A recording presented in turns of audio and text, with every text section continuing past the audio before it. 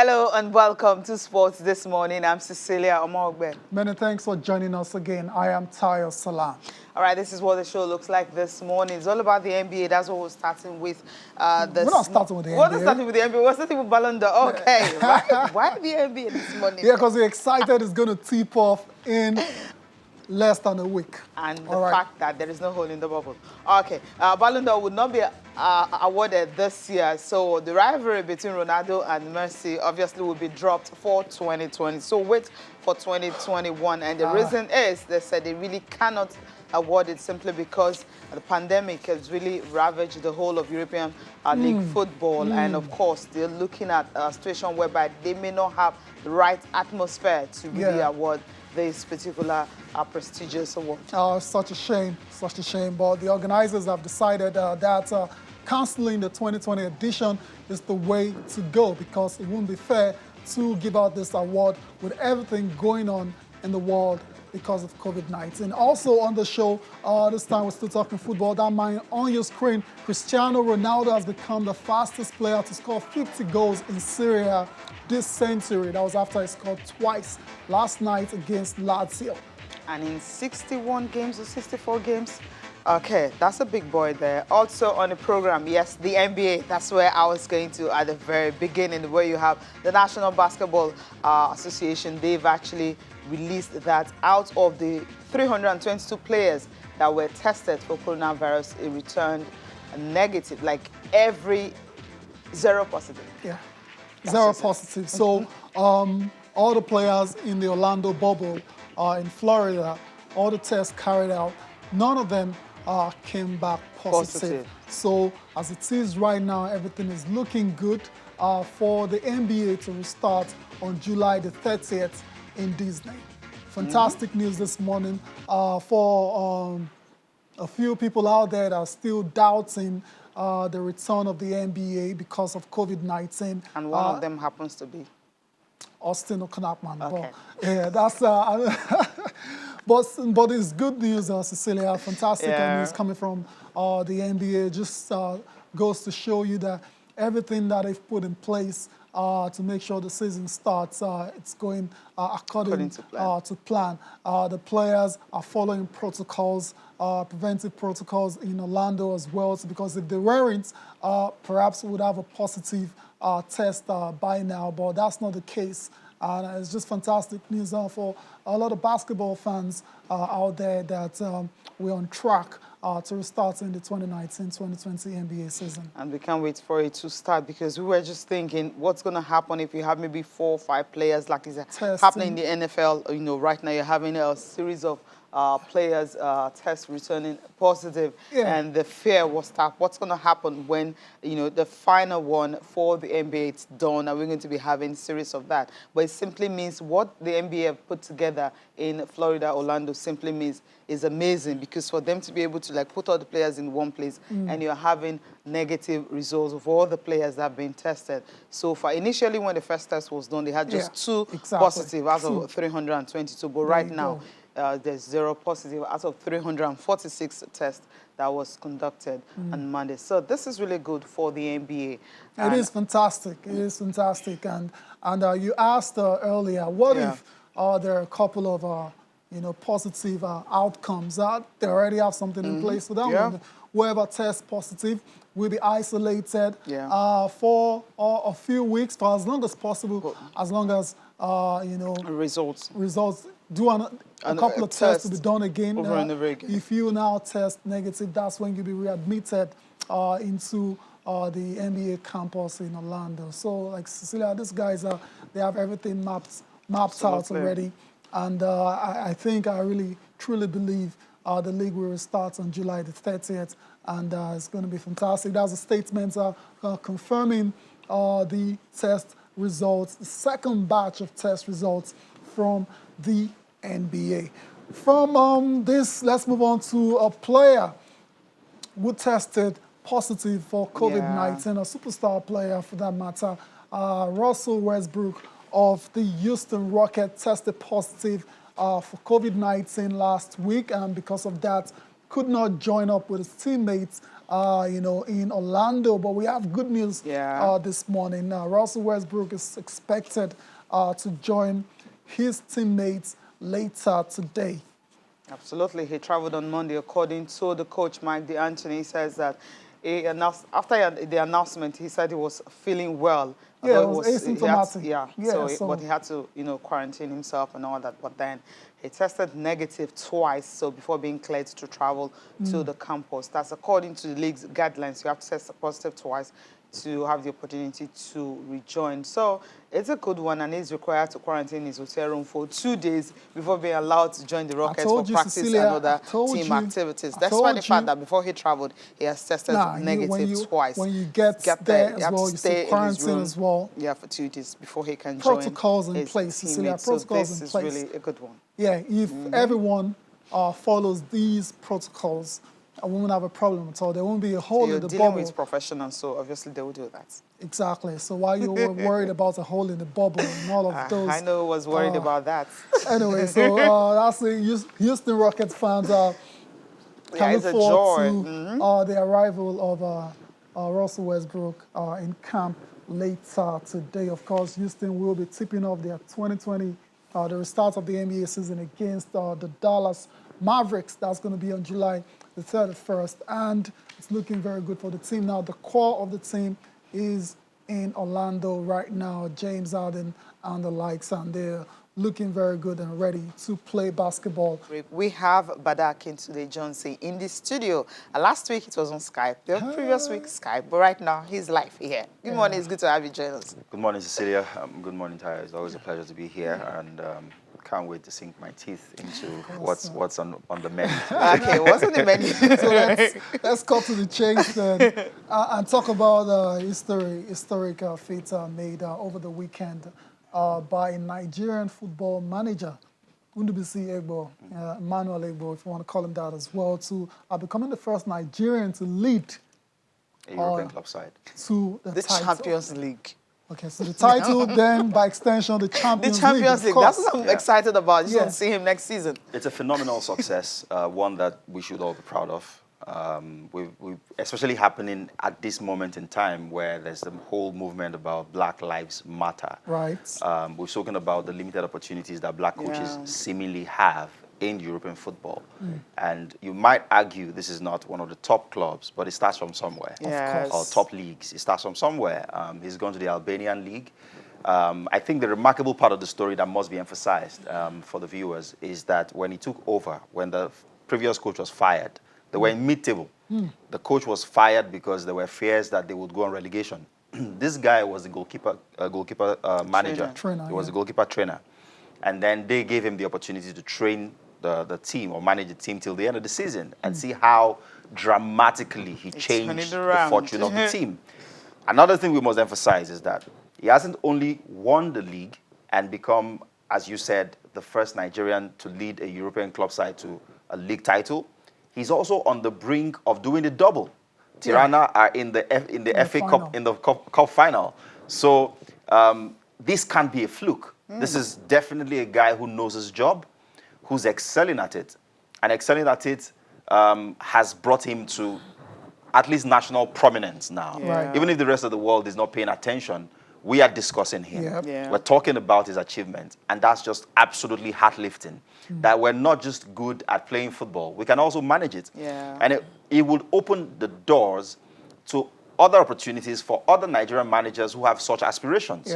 So Emmanuel Amunike is in Egypt, he's doing well, we know what he can do. We would love to have 10, 20, 40 Nigerian managers, saying as popular as football is. We've got generations of football players who have excelled, who would ordinarily want to take to management but are dissuaded or maybe discouraged because they feel that the opportunities won't be there. So maybe the opportunities are not there at Real Madrid, at United, at Chelsea, and all those places in the top 5.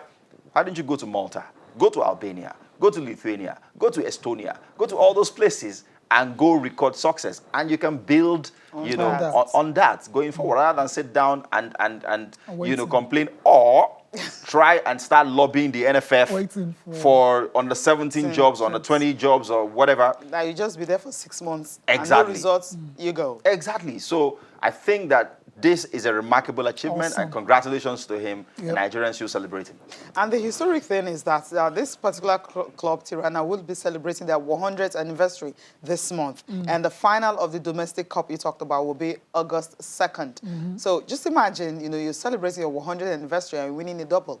And that's a club that was going to go on relegation, a while back. Phenomenal achievement. This is And good. they're saying now that in preparation for the next champions, the UEFA Champions League, they would sit with him, obviously to renegotiate terms and ask what he would require to do well in the Champions League. And I do hope those negotiations go well for him, because now there's a lot more riding on it. We would like to see him in the Champions League claim a few famous scalps, beat a few big clubs. And absolutely. Because I mean, we've seen in the past a lot of these clubs are not too fancy coming to the Champions League and upset the apple cart, and so it's not impossible for Tirana to do. Yeah, I was looking at the success of the club. They've reached the last 16 of European competitions four times. So it simply means once he is able to do that, it's going to be another history for him. And okay, it's not the top leagues in the world, but this particular team is the most successful. 25 league titles. Yeah, so that means this is a really big team in Albania. Absolutely. And hopefully they'll be supporting in terms of, apart from the contract, all of that, players as well. So you will need to fortify when you're going to play the UEFA Champions League qualification and all of that. So congratulations, Nigerian massive. Players start thinking about to go to Albania to play football. And no, it doesn't have to be Albania. You have some. I'm talking about you have a coach there. Yeah. It's easier for maybe some players back home want to go there to play football and play Champions League football. They are Nigerian players in those places. They've always been Nigerian players. We just don't know about them. So, Bada, I mean, what you said earlier, we have a lot of great players. This country has produced great generations of great players. Yeah, and a lot of them want to go into coaching, and instead of coming back to Nigeria to lobby for under 17s national team jobs, why don't you go ahead and try to improve yourself? Try and get the coaching badges. He has a UEFA A license for crying out loud, so they don't come bigger than that. Yeah. And he's taking the opportunity given to him in the club where he used to play before. Absolutely, and that's the critical point. A lot of our ex-footballers, whether they're internationals or not, is immaterial. They fail to understand that they can leverage the relationships that they already have in Europe, the network they already built when they were playing football, the connections they have. Go back there, get into the setup, and then impress from there. Look at Kolo Toure, George, for instance. Finished immediately, got integrated with, I think, Brendan Rodgers at Liverpool, and he's been understudying him at Leicester now. Yeah. You're not going to get the sort of opportunities the Artetas, the Lampards got. Let's get real here. Let's be real. So if you have those opportunities in other parts of the world, why not just take it? Amunike is in Egypt, for crying out loud. That's an under-17 World Cup winner. So, I mean, I think that's the most instructive and the most powerful message coming out of his success. All right, okay.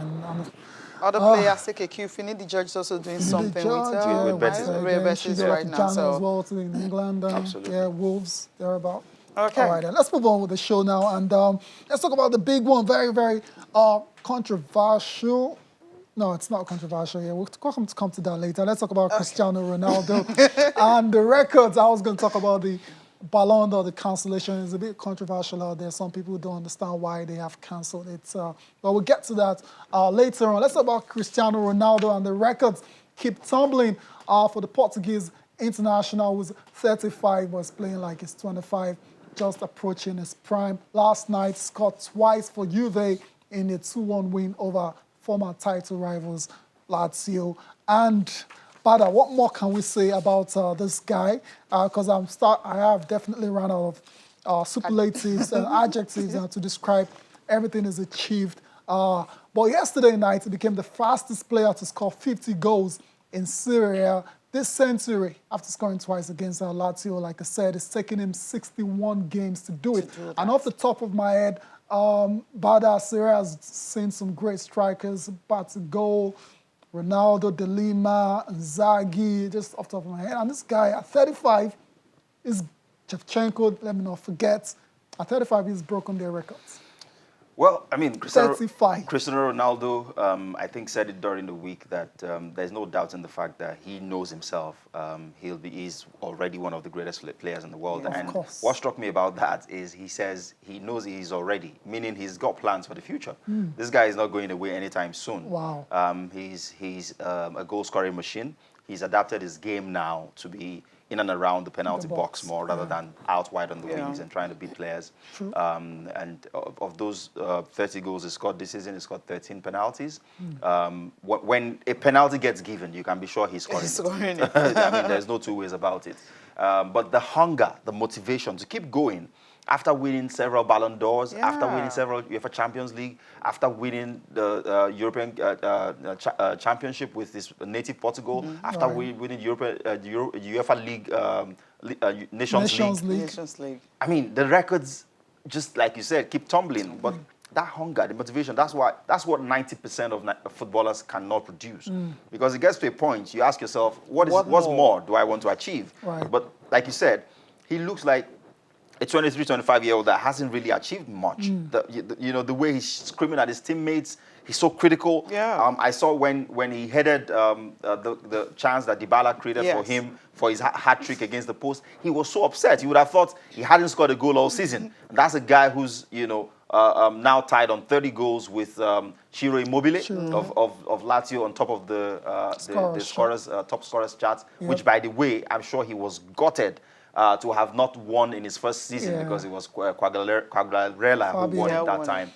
So Cristiano Ronaldo is maybe, in my own opinion, and I'm sure it's a controversial position, but I think that Messi is the greatest footballer of all time, followed by Ronaldo, and then you can have Maradona and Pele. You have to go there.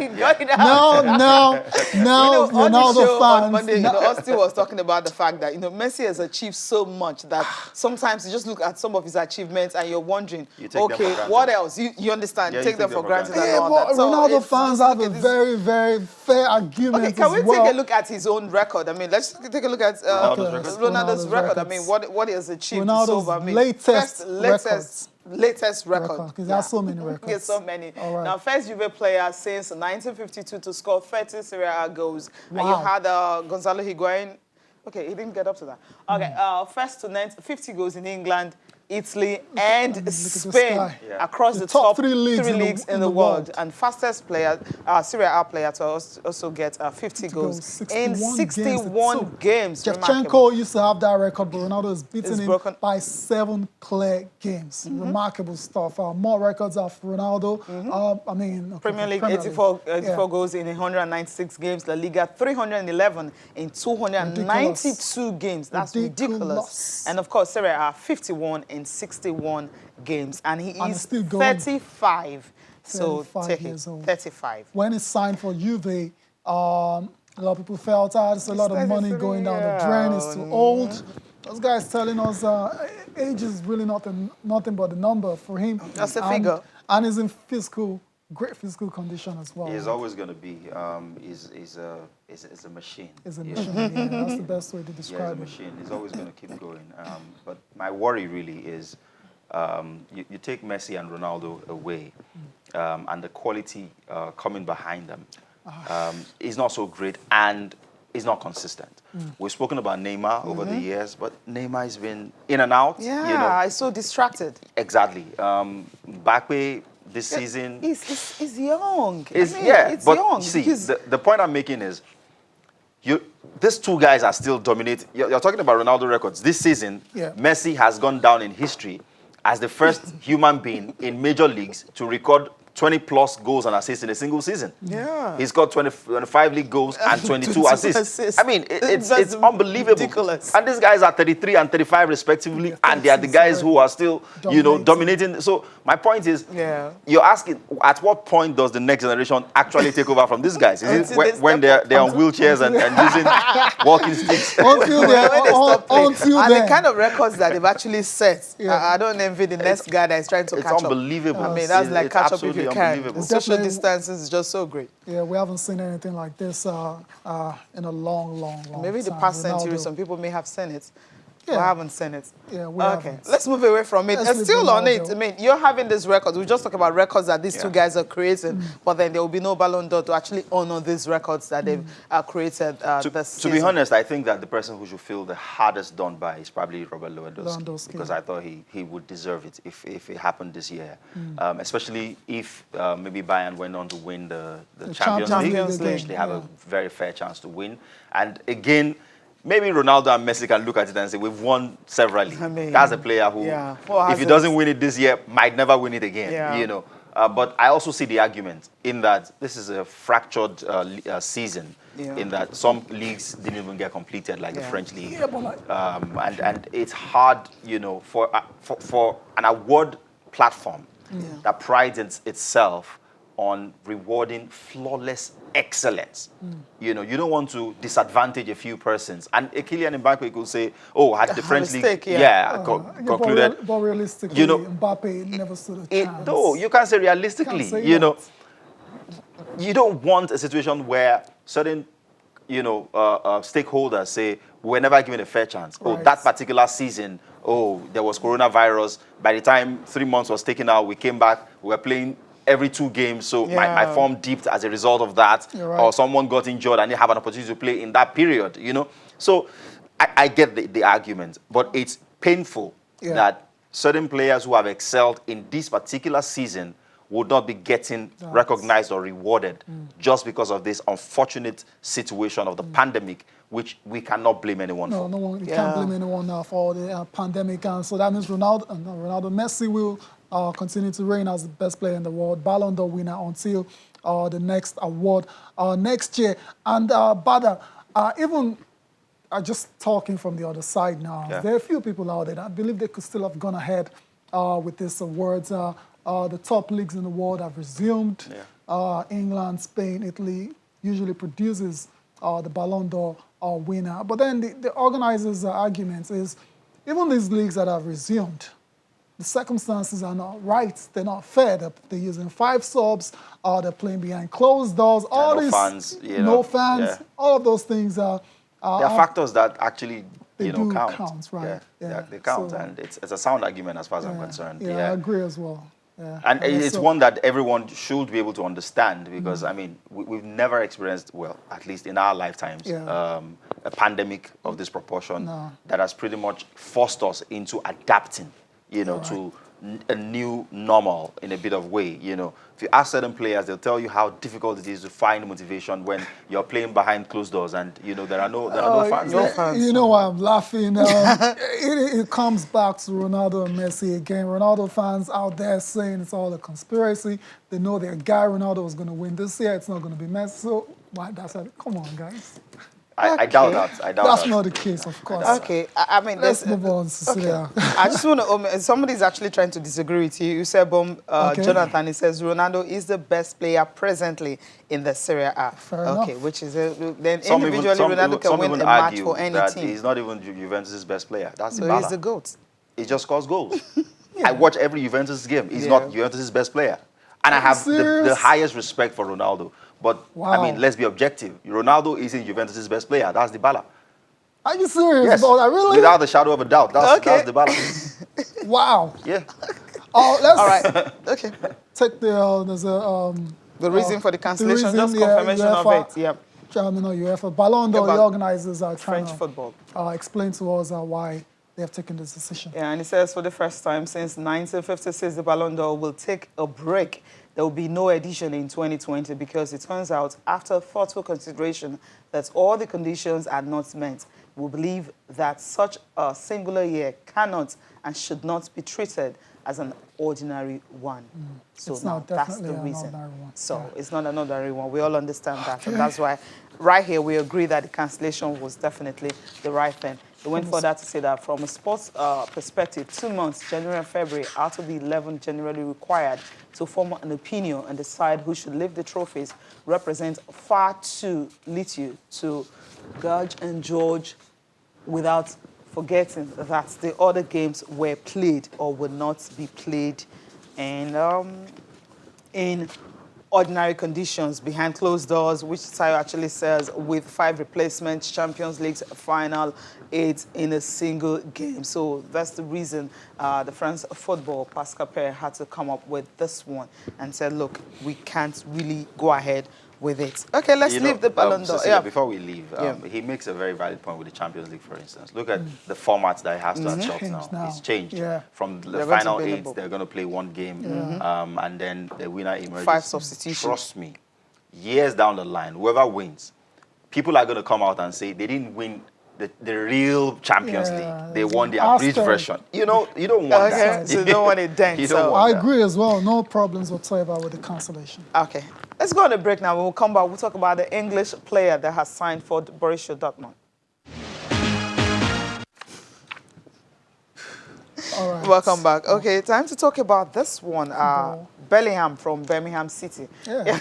Jude Bellingham from Birmingham City. He has signed for Borussia Dortmund. I mean, 17-year-old midfielder was highly rated, highly coveted by a lot of clubs.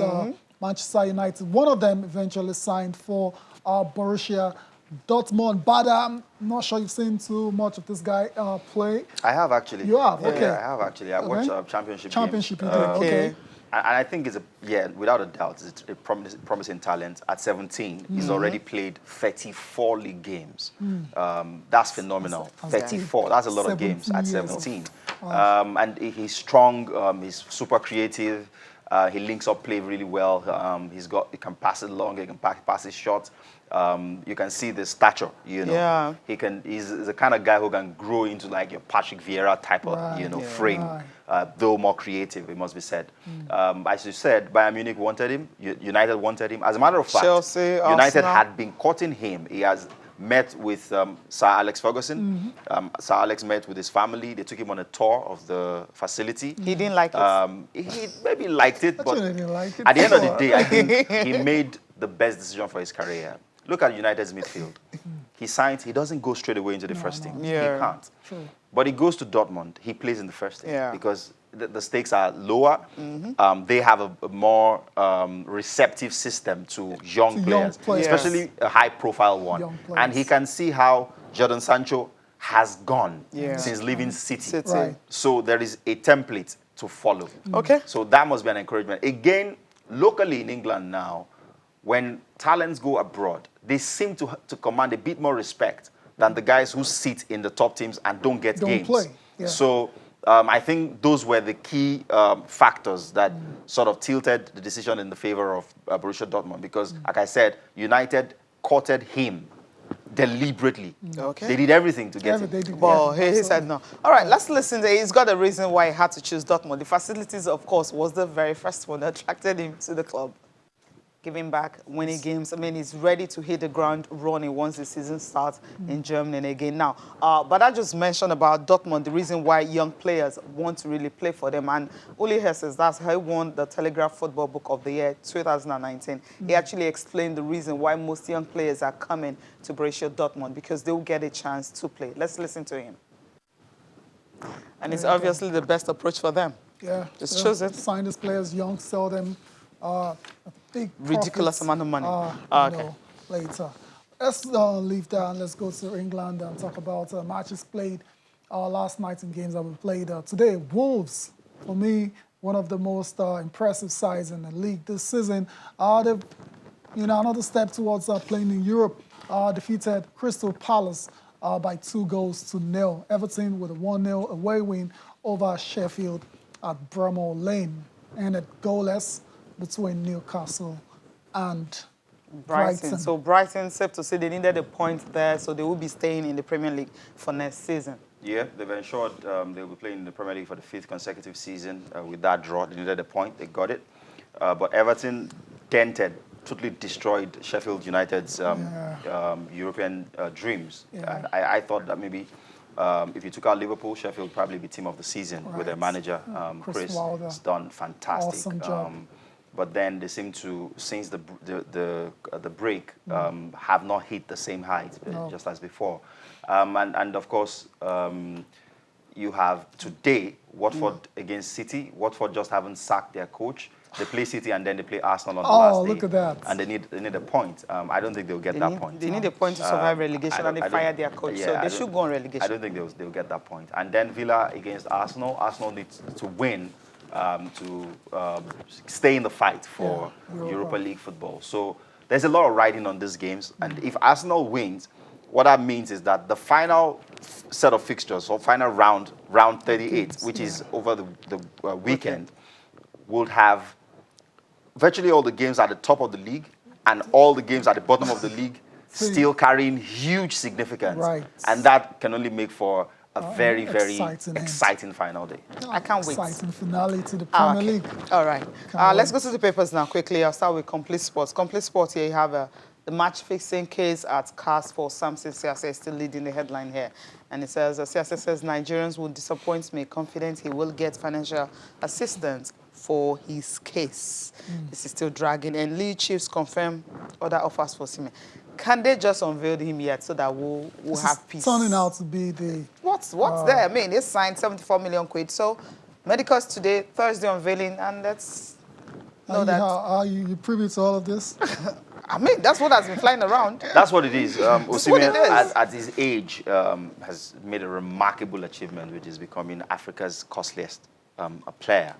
I mean, I didn't see that coming, to be honest. I didn't think that they would squeeze that money out of Napoli. But he changed his agent or manager within that negotiation, probably got someone who could twist them into paying that money. Because if you look at what the model has been for Lille, they sold Pepe to Arsenal for Arsenal's transfer record last year. They're selling Osimhen now. Before then, they've developed the likes of Azar. And they keep doing those sort of business. Making money. Yeah, making money on the top teams. But Napoli wouldn't have been a team you would look at to pay that sort of, money. So it must mean they think of Osimhen very, very highly and have huge hopes for him. All right, let's go to Sports and Life. Still, why Ballon was cancelled. We told you all about that already. Transfer ultimatum. There you go. Osimhen is starting to annoy the Napoli president. So it's not just official yet. Not just me. It's upsetting. Okay. Chelsea agree personal terms with Everton. Juventus meets Pochettino. This is very interesting. Juve meeting Pochettino while Sarri is trying to win them. To be honest, I think Sarri has to go. It's the ninth. Really? Yeah, Sarri has to go. Wow. Yeah, they haven't exactly played, fantastic football. Yeah, he's got the players, but then they just all of the resources. The gap between them and the rest of the league is huge. And look at how they're struggling. As a matter of fact, I thought that, but for some refereeing decisions that went there, especially in that game against Atalanta, they didn't deserve anything from that game. They had two manufactured penalties and got a draw. Of course, when Ronaldo is scoring. So I don't think that the establishment is very pleased with Mauricio Pochettino should be the guy. It's just a bit strange. Someone about to lead into a league title. He's fighting for his job. But I get what you're saying. But thank you so much for coming on the program. Let's leave this studio for business money. Yeah, appreciate your time about that. Thank you for watching. I'm Cecilia Mogbe. Have a great day. I am Taya Salam. Enjoy the rest of your day.